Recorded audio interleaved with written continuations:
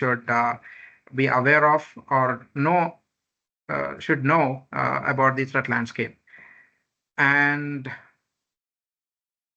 think in this short flow, I would like to explain about this is generic diagram of any organization, which would comprise of different components, starting with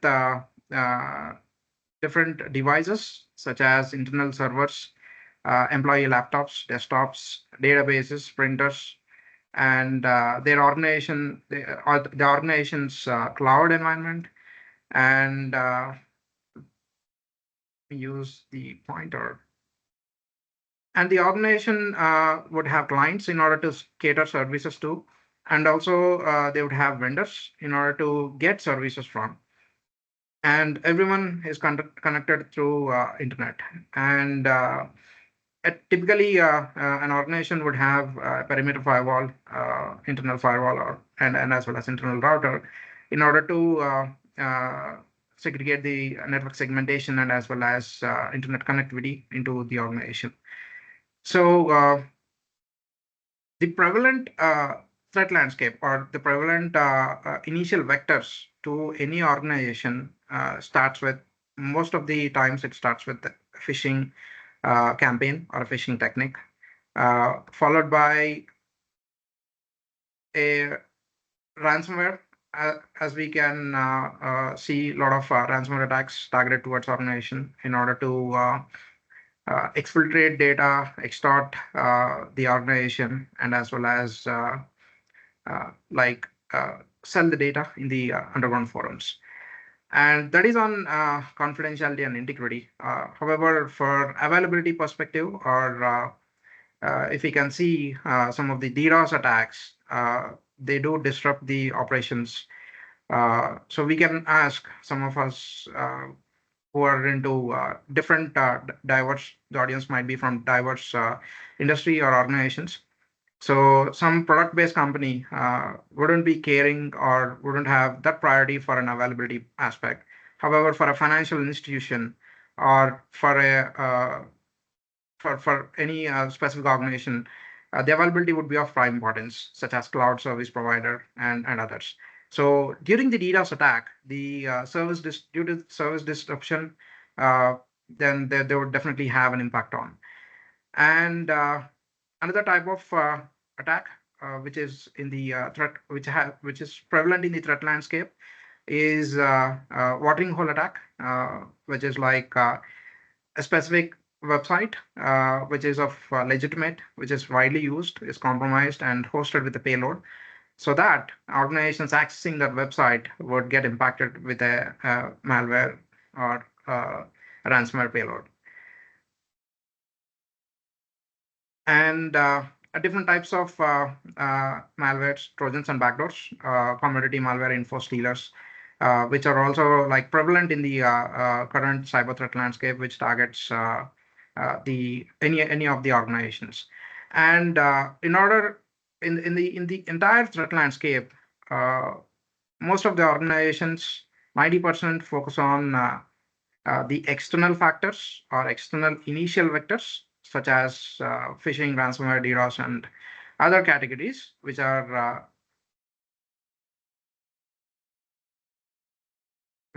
targeted towards the organization.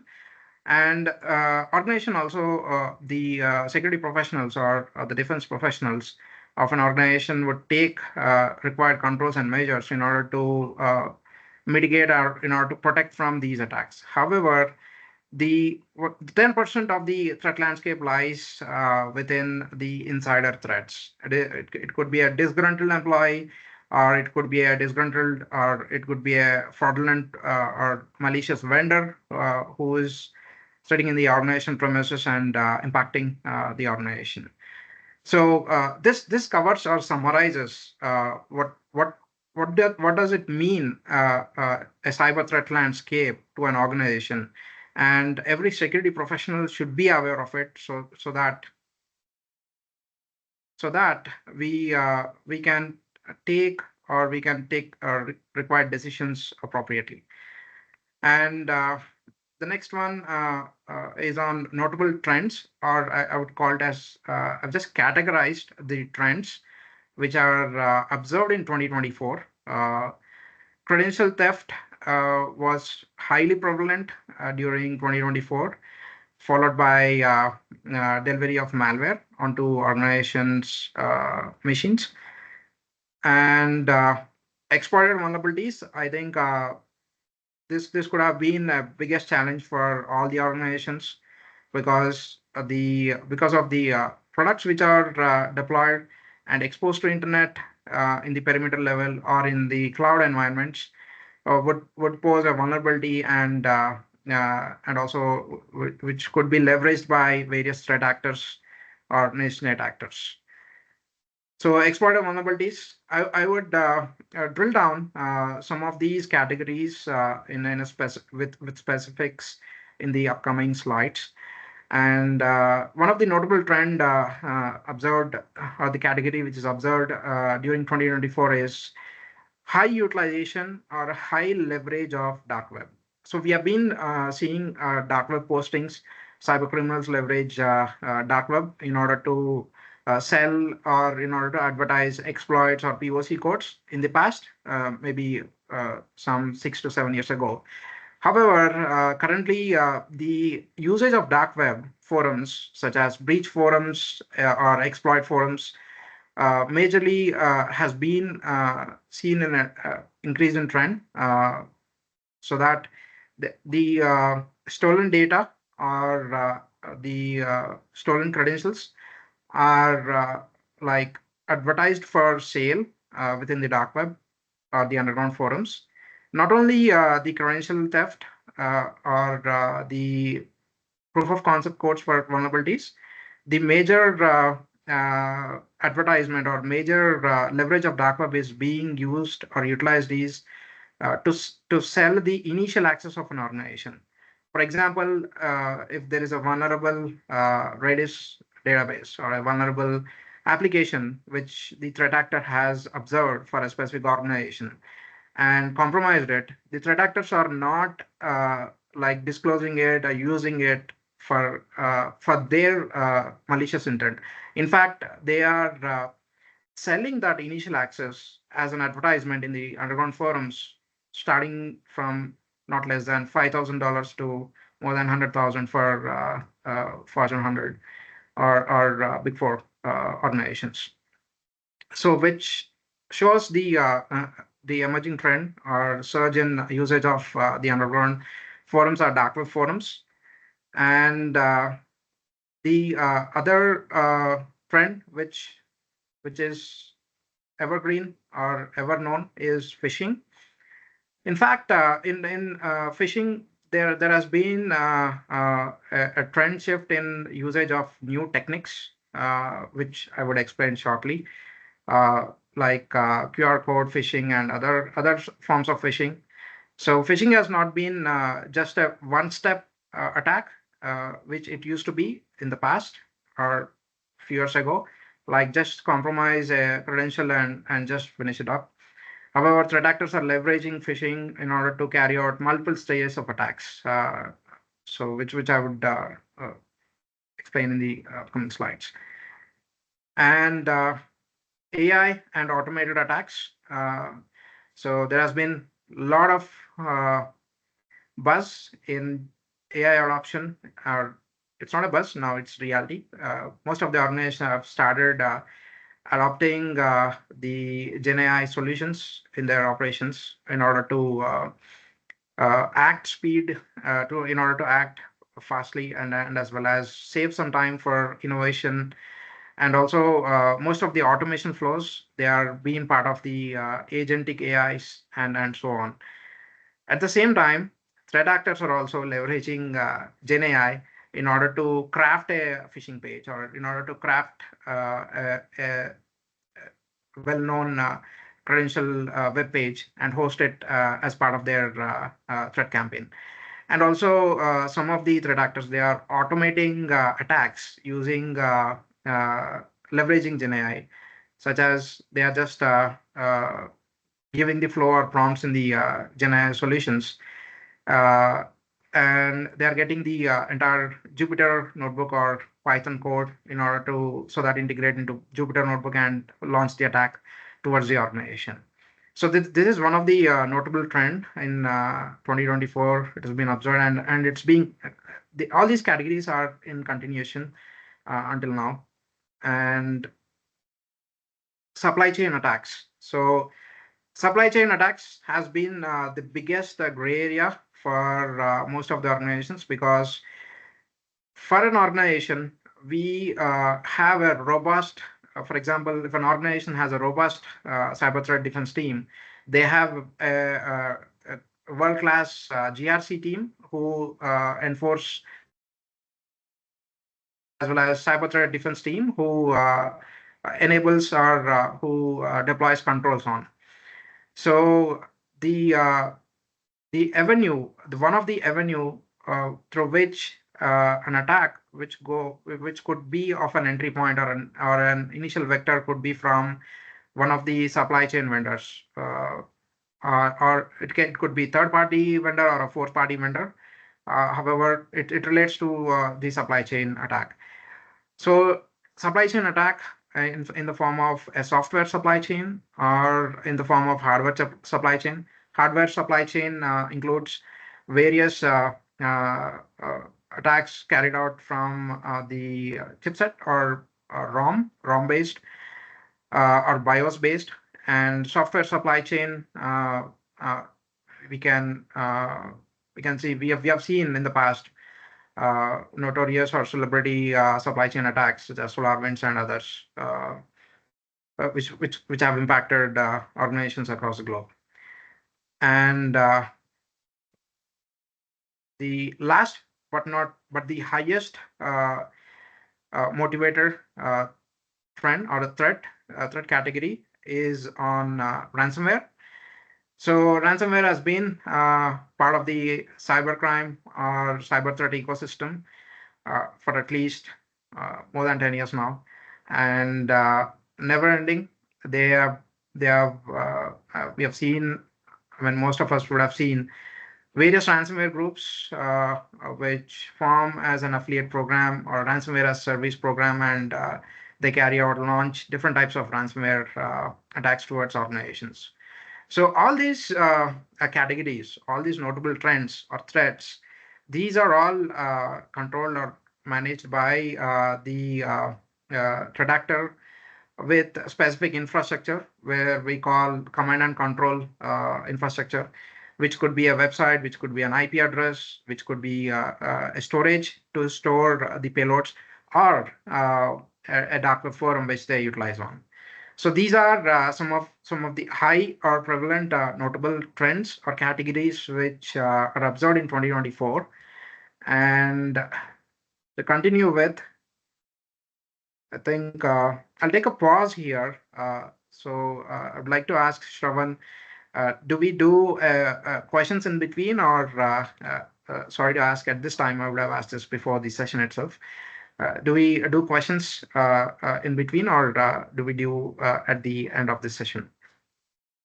Yeah, we can take this questions at the end of the session, Adi. If people have a question at the middle, probably we can take that. But you can continue. So they started posting actually, Adi, but we can answer them towards the end. Yeah. Sure. Thank you. Yeah, definitely. Thanks, Shravan and Madhu.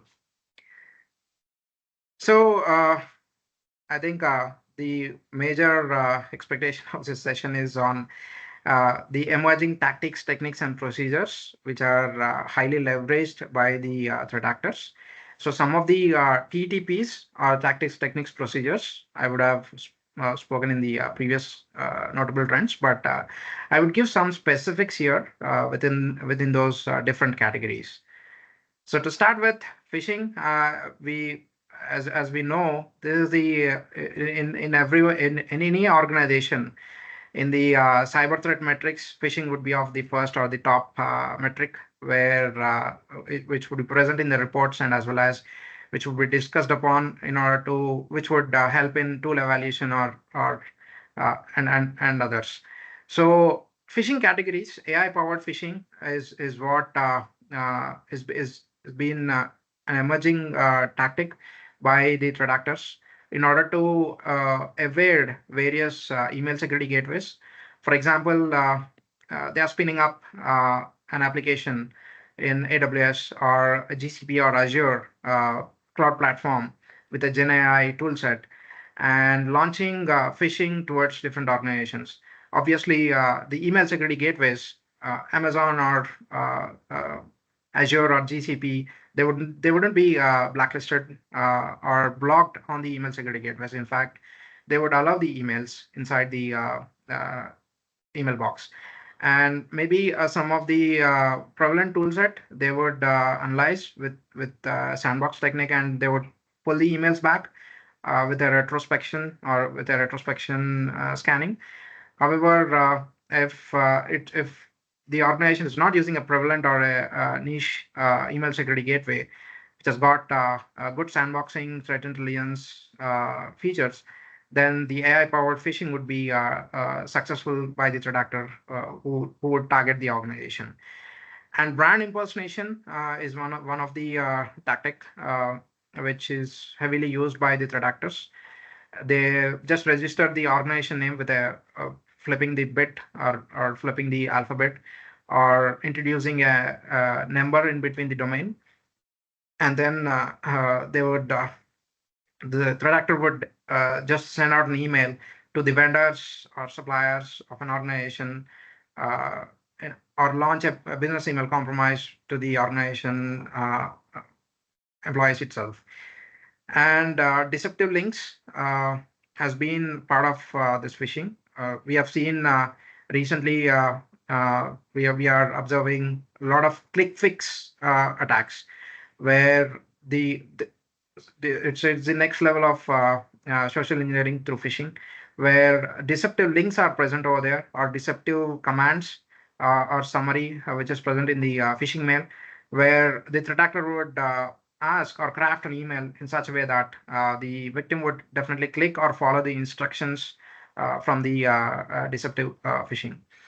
And QR phishing, which is also called as phishing, where a phishing email, which would consist of a QR code, and the threat actor would craft an email in such a way that to scan the QR code in order to reset the password or enter the MFA, so that the victim would open his phone and scan the QR, which would not even log on the organization machine. So that is one of the emerging tactic or technique. And credential phishing, it's been present since long. And multi-channel attacks and ransomware via phishing is one of the prevalent emerging or prevalent technique which we have seen. So multi-channel attacks again rolls back to click fix. And ransomware via phishing, we have seen threat actors like Softgolish or others who would be launching phishing campaigns to the victims, not only to just scrape the credentials or steal the data, but in fact, they try to deliver multi-stage payload through phishing, such that in order to achieve ransomware delivery onto the victim's machine. Sorry. So the next category is of software supply chain. And in the software supply chain, we have seen a lot of pipey package attacks in the past, or during the recent past, or during the timeline of 1 year, last 1 year. And the prevalent tactics which were used was injecting malicious code into the pipey package, which are developed by the developers, and also npm packages, injecting malicious code into npm packages, which are hosted on developers GitHub page, which leads to entire compromise of the victim's machine. So this is one of the emerging TTP within software supply chain. And on the cloud side, so cloud attacks. So we have seen Snowflake and OpenAI's exploitation attempts within the recent past, which is all over in the public news. So Snowflake, in turn, it is the biggest cloud and as well as supply chain attack, I would say, which impacted more than thousands of organizations. And in turn, OpenAI are OpenAI exploitation attempts, such as threat actors exploiting the GenAI solution itself, or injecting malicious prompts in order to get sensitive information from the GenAI platform. And some of the healthcare ransomware attacks on the cloud side is being emerging. And AI attacks, LLM model poisoning. So data poisoning is one of the uh, prevalent prevalent technique which is used by threat actors, so that same LLM model, or data the if the LLM model is used by an organization, or the user multiple users, they would get compromised upon. And also exploitation of AI tools. Again, it relates to cloud and as well as AI attacks. Some might be wondering why it is present in both. So OpenAI, they gave agents in order to deploy own tenants or own customized OpenAI on different cloud environments. That's the reason it is present in both. At the end of the day, it's like emerging tactic. And disinformation campaigns using different LLM models, and supply chain compromise of within the AI data sets. And one of the emerging prevalent technique is, so the blue highlighted ones are tactics used by the threat actors, and rest of them are techniques or procedures used by the threat actors in order to compromise the organization. And backdoor attacks on various AI toolset, so that they could gain access to different organization environments as well.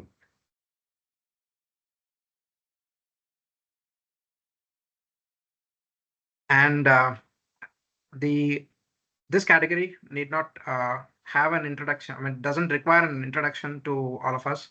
So vulnerabilities exploitation, this is where all it starts, uh, from external side of phishing as an internal, initial vector. So vulnerability exploitation is another prevalent initial vector where it gives opportunity for the threat actors to leverage various vulnerabilities which are exploitable and compromise the organizations. And if you see over 2024, I think there are enormous, uh, I think as per NVD, which is National Vulnerability Database, there has been more than 300 or 400% increase surge in exploitation of vulnerabilities compared to previous years in 2024. And some of the vulnerabilities which gave wide open access to an organization are presented here. These are not limited, but these are the top ones. And some of the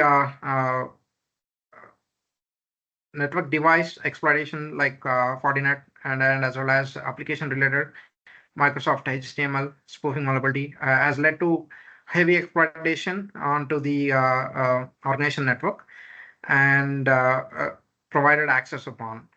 So this is about vulnerability exploitation. And the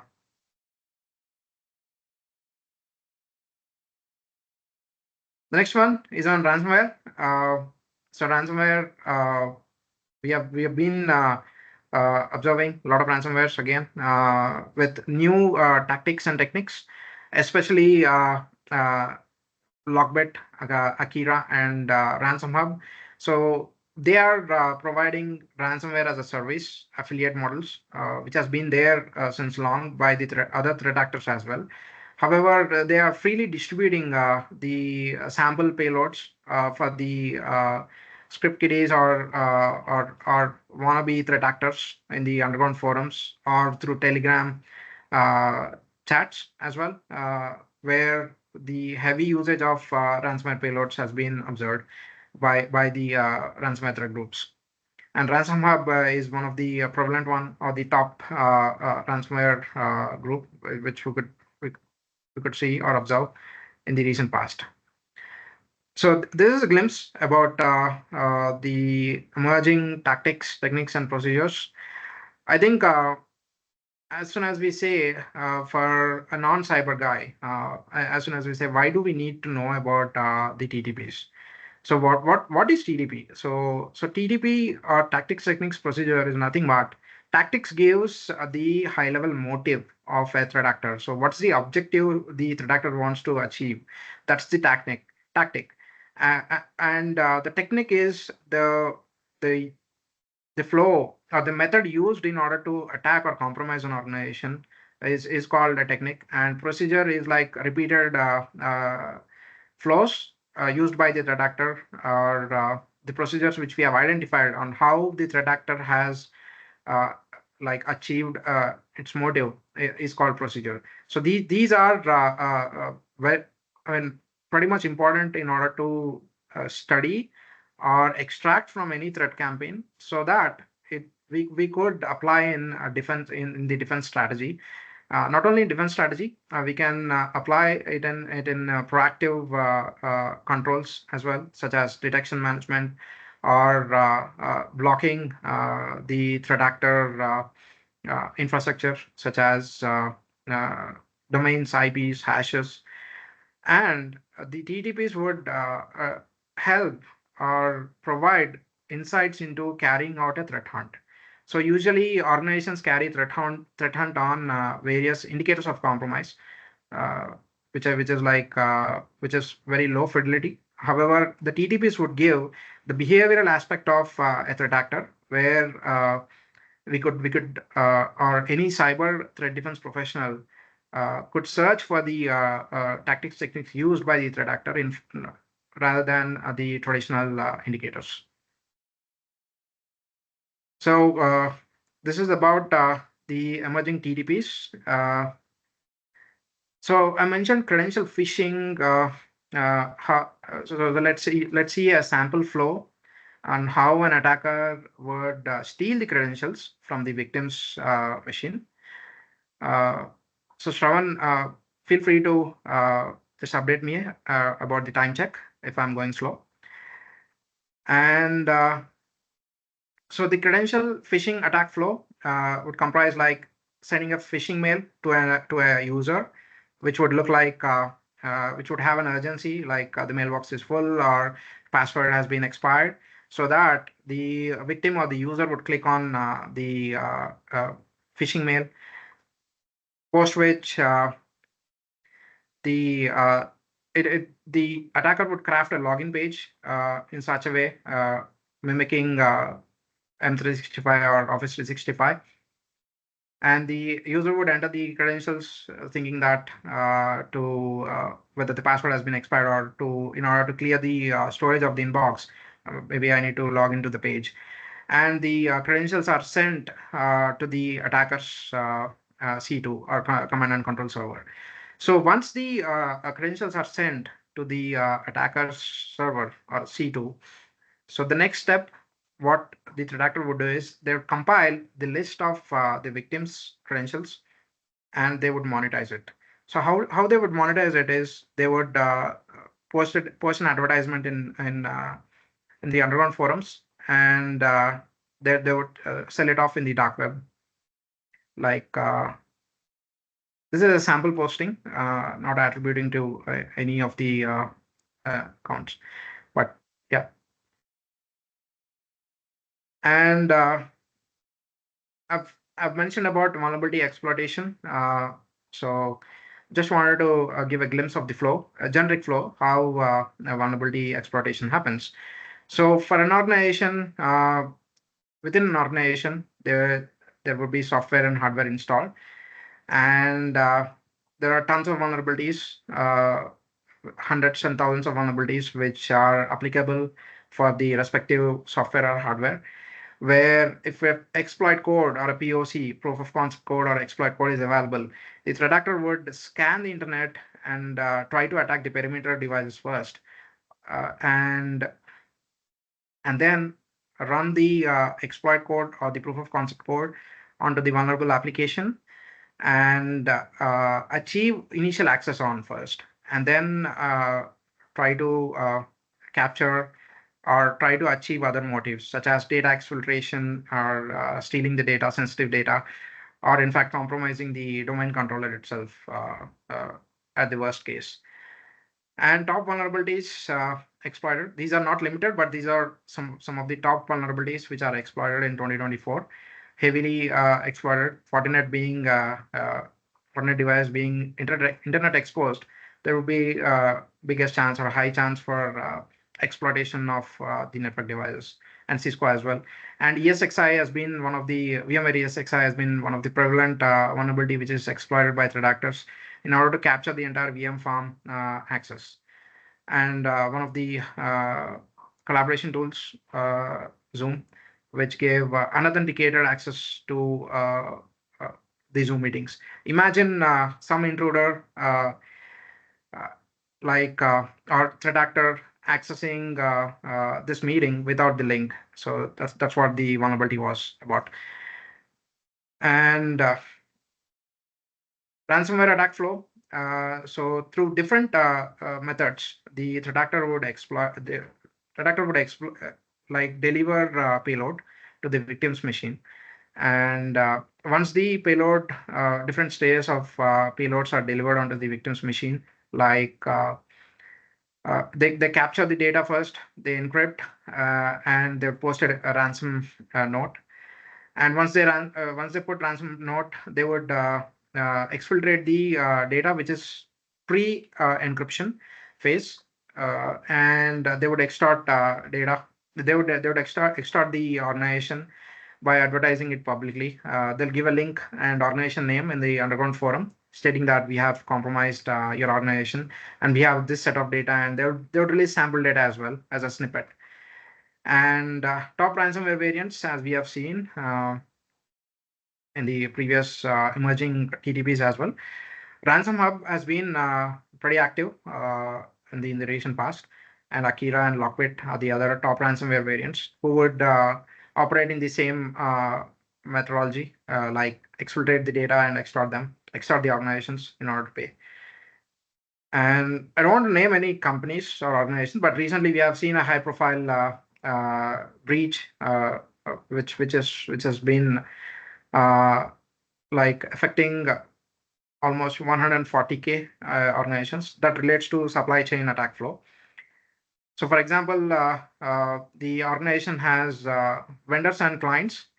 So if we have a vendor where an organization is receiving services from, such as cloud or such as infrastructure or an application hosted within the organization, and that specific software is being exploited or is compromised already by threat actor and had full access, then the organization's data also would be with the threat actor's infrastructure. So that's where supply chain attack gives a gray area in order to identify or detect as well in the initial stages, until and unless the supply chain vendor or the client who is affected notifies the affected organizations.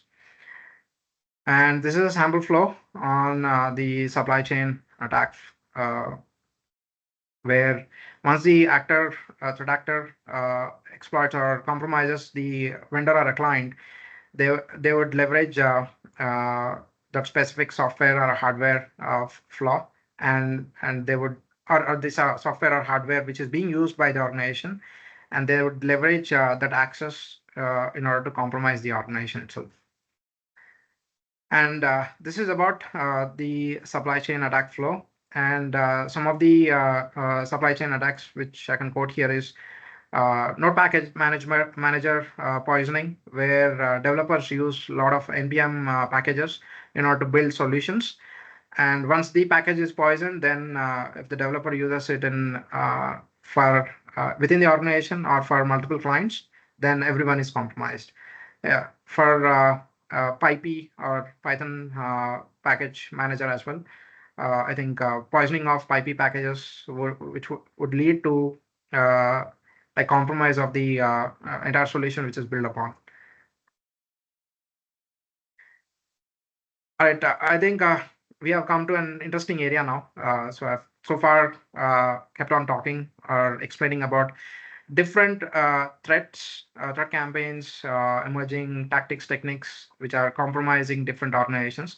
How we can defend, or how we can have a proactive control, or how we can create a mitigation strategy.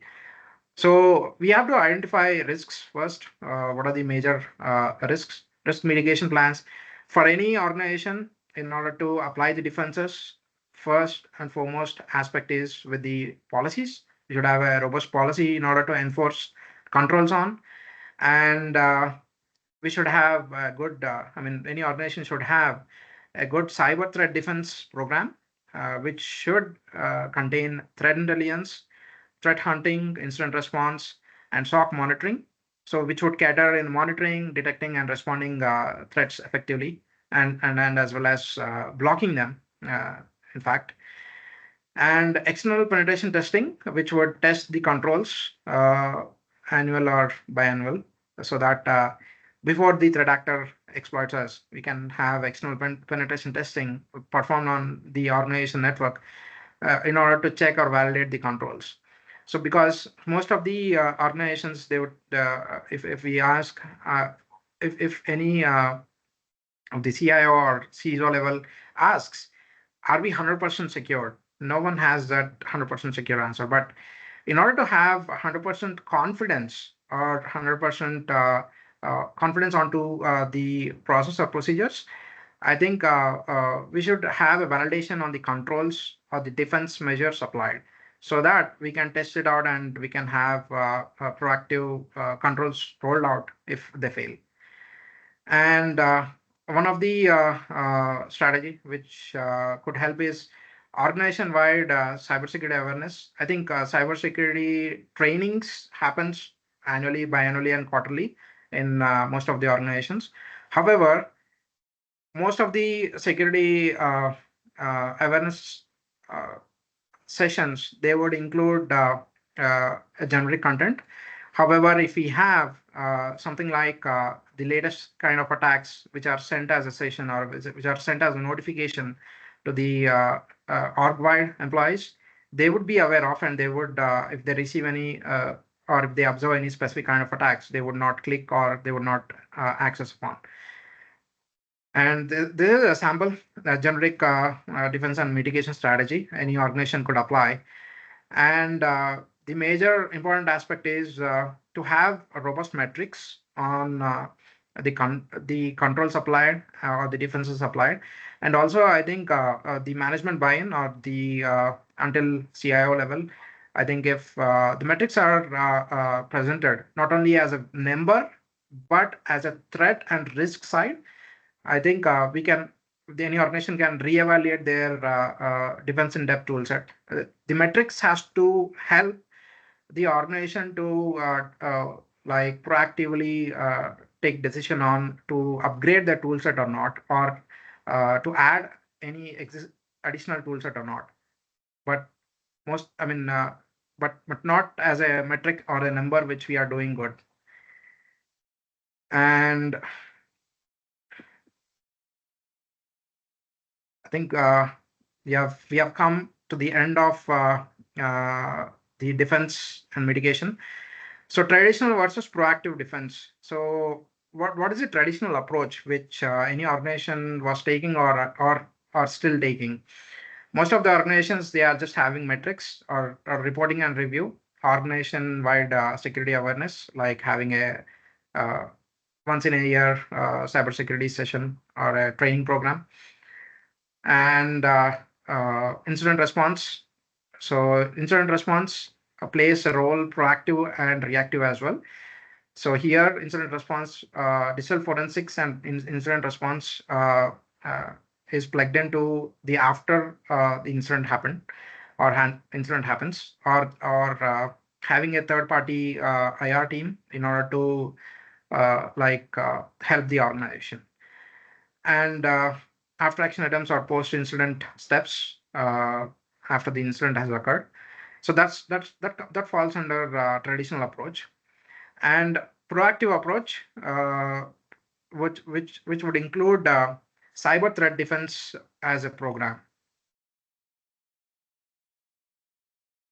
So in the cyber threat defense, if an organization has a cyber threat defense portfolio, so they would have cyber threat intelligence, which would have early collection of threat actor data, uh, which would include in the collection strategy and ingestion of various threat actor TTPs, threat actor indicators or infrastructure details for blocking on different uh, security toolset.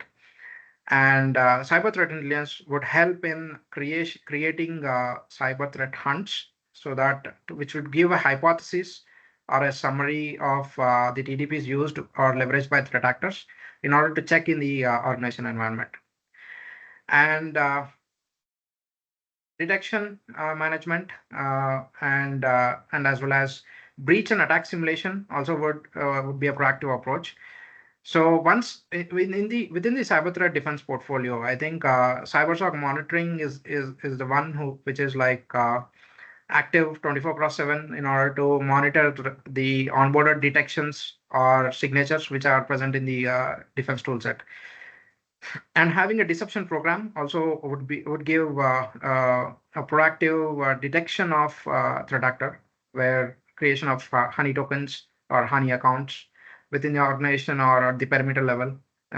If a threat actor crosses that specific path, or the threat actor is present on that specific machine, which would trip or fire the alert spawn. And one of the proactive approach, I think most of might not agree. Vulnerability management is a proactive approach. However, vulnerability management, I would take it as a proactive approach, because having VM scans and enforcing patches timely would definitely help. It would be of help before the threat actor exploits. And in the vulnerability management program, I think internal and external red teaming exercises would also help in gauging the security controls applied, including API security. And having zero trust architecture and also vendor risk management on grading the various vendors which are working within the specific organization would also help in proactively defending various threats which are posed indirectly into the organization.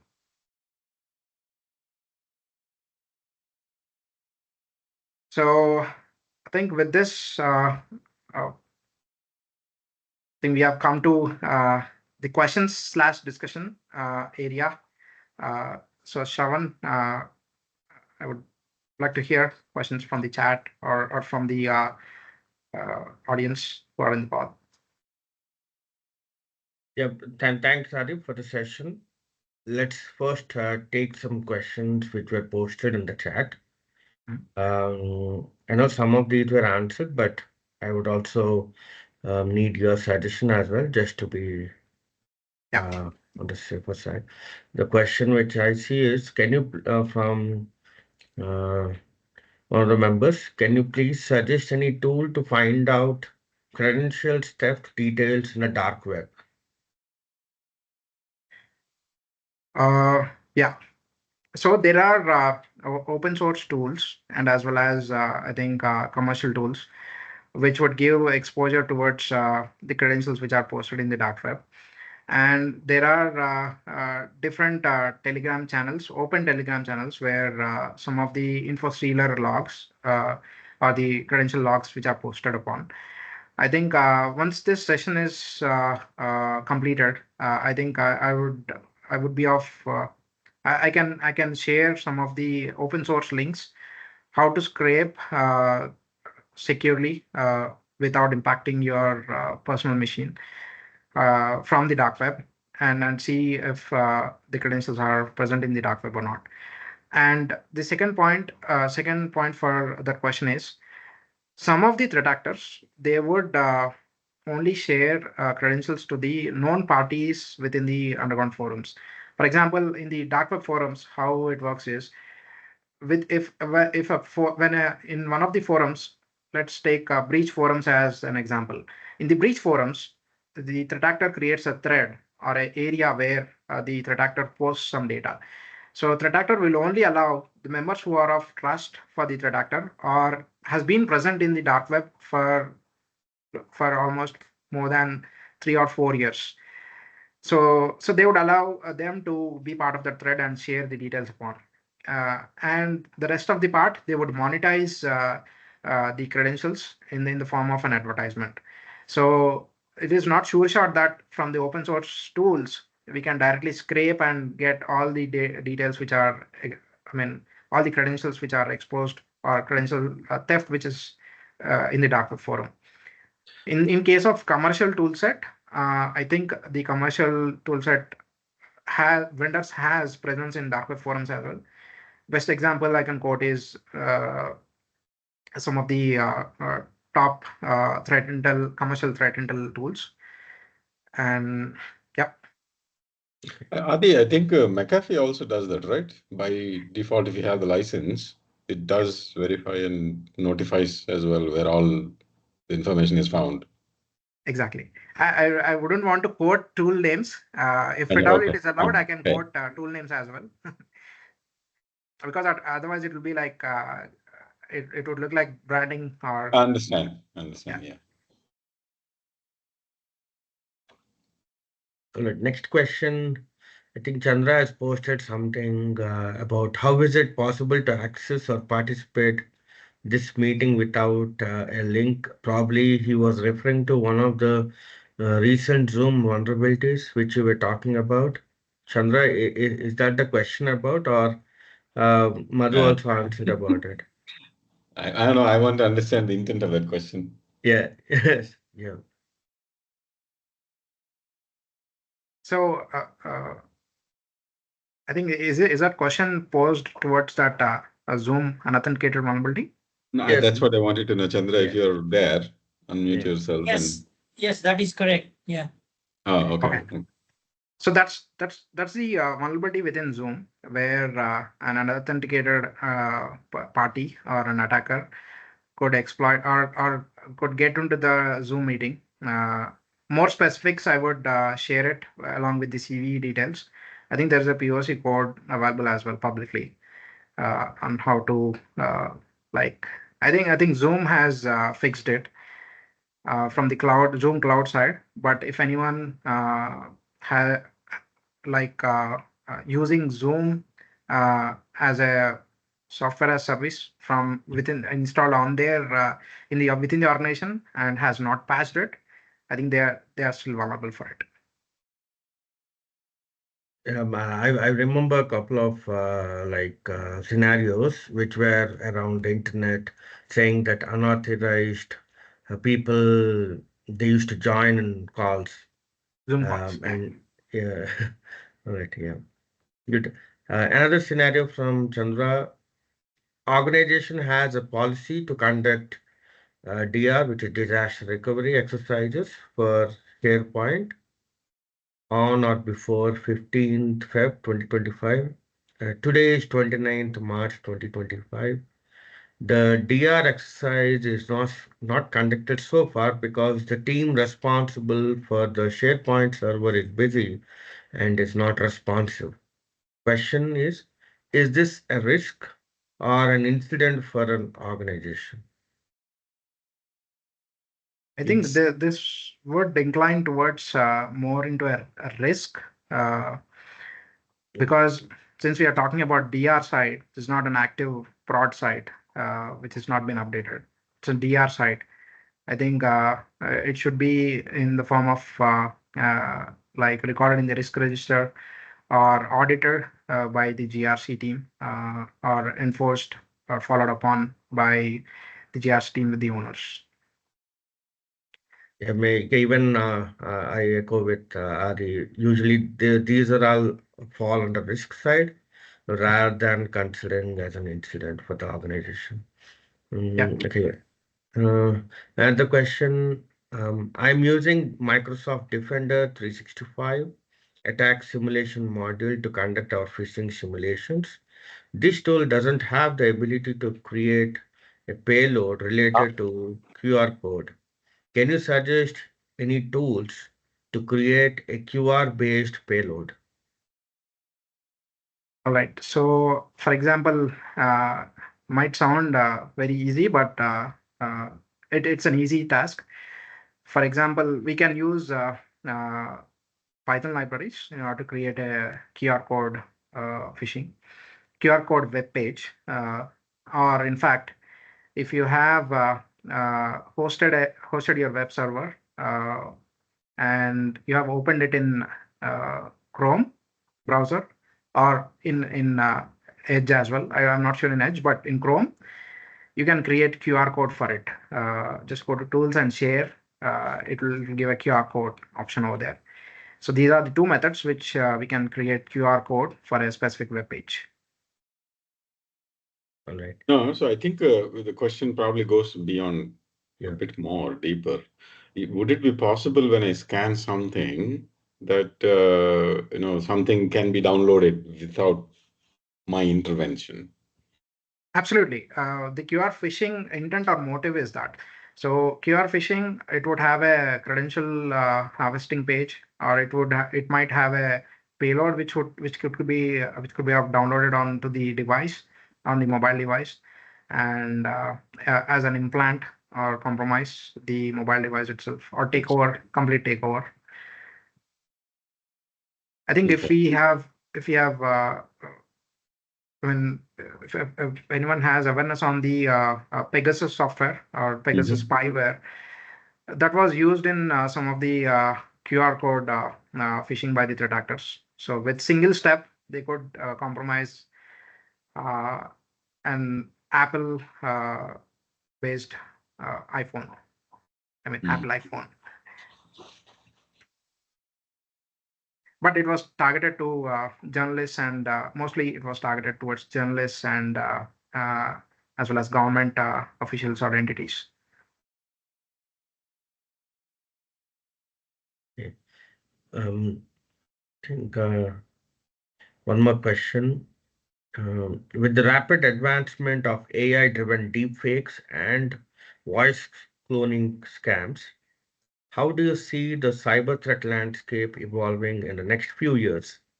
What measures should individuals, businesses, and policymakers take to mitigate these risks effectively? Yeah, I think it's an excellent or beautiful question. I think AI-based threats are evolving, including deepfakes and deep fake voice as well.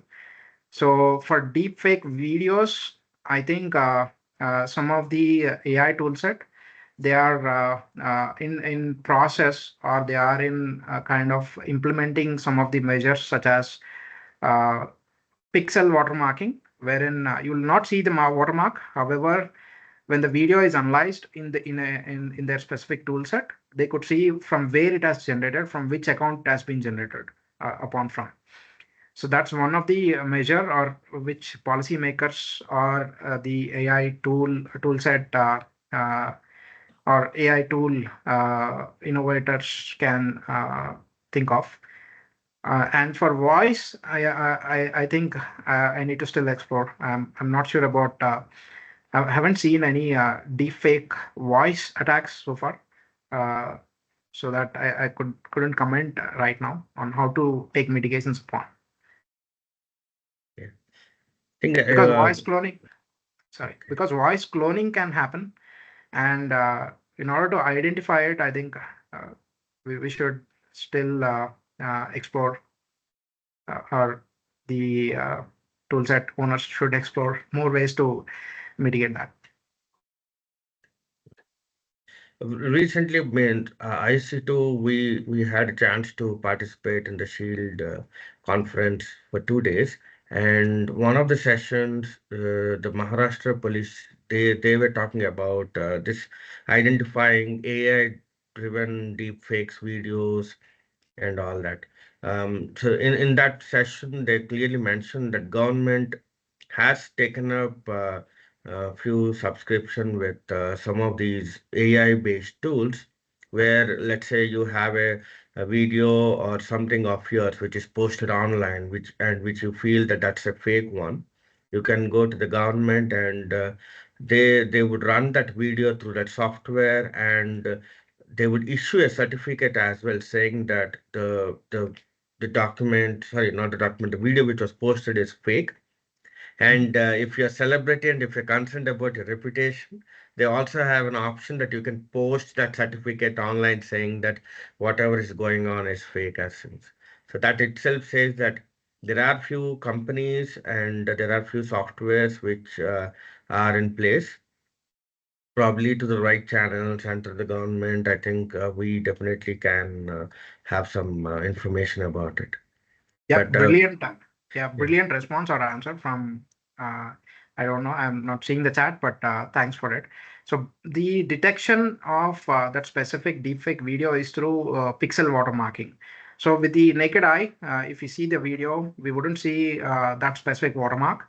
However, the tool set, if the video is uploaded to that specific tool set, it can detect from where it has been created and which from which IP address and which machine as well. In fact, so that's the magnitude of detection of the pixel watermarking, which has been with some of the organizations which have, and also with the renowned and the very fortunate DPDP Act getting enforced. I think the policymakers or application owners, such as any startups who are making these AI tools, should be following some of the privacy principles and integrate some of the measures in order to not to like create the defects itself if it is not authorized. That's one of the uh, good avenue uh, to take upon. Yeah, great. One more question, I think we can take. How to control smishing attacks happening through WhatsApp? Yeah, so on smishing side, I think on most of the if we see some of WhatsApp security itself takes care of blocking the attack and not even show in our WhatsApp page. However, if it is a new one and if it is launched from a legit number, you would always have an option to report it and block.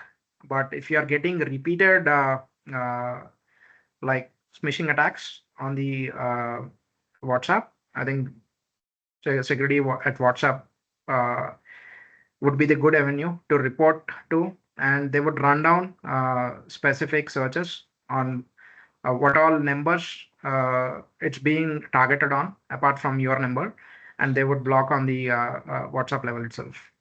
As far as I know, as per my knowledge. Yeah. I think we are done with the questions in the chat. People for online, I think I can open the floor to you to see if we have any questions.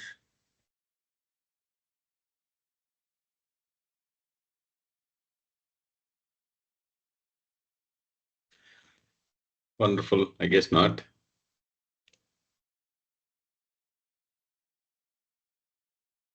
Okay. It was a very engaging session, and there's definitely a few interesting questions. Yeah, absolutely. All right. We don't have the answers for all, but yeah, we'll how figure to out soon. detect all these things. Well, I think it's soon we will know. Hopefully. Yeah. Yeah. Thank you. Back to you. All right. I think we, in the interest of time and with a lot of time which people have. Yes, Adi, go on if you have any. Just one last comment, Shravan. I would like to thank and express my gratitude to IC Square for providing me this opportunity to interface with diverse audience, and as well as thank you, Shravan, for moderating this session. Yeah. I think I would say that that's the beauty of being an IC Square chapter because it gives us the opportunity to connect various people, yeah, no matter wherever you are and what in which domain you are working. So again, to wrap up, I would say that I would extend my appreciation to you, Aditya, for delivering such an insightful session on this cyber threat landscapes and on the measures. I think that with cyber threats evolving more, we should do more of these sessions in depth and as well as some of this foundational for the people who want to get into cyber threat related positions or domains. It will be really helpful for them. Yeah, absolutely. Thank you, Shravan. Thank you. That concludes today's session. Have a wonderful long weekend for some of you. Yeah. Thank you. We'll be back with another Yeah. wonderful session. Yeah. Thank you, everyone. Thank you. Bye.